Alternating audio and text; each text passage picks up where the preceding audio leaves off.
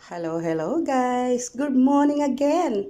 Ito na guys yung aking nalutong sliced pizza bread and may dalawa po akong itlog na nilaga, steam yan, tsaka dalawang banana at kasaba guys.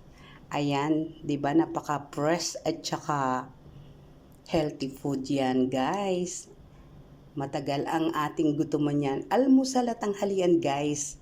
Ayan, almusal at tanghalian, pagsasamahin na lang. Ayan guys, at mayroon pa akong black coffee. Hindi mawawala guys yan. Sobrang yummy, yummy, yummy. Oh, very nice. Ayan ang aking almusal at tanghalian guys. Okay.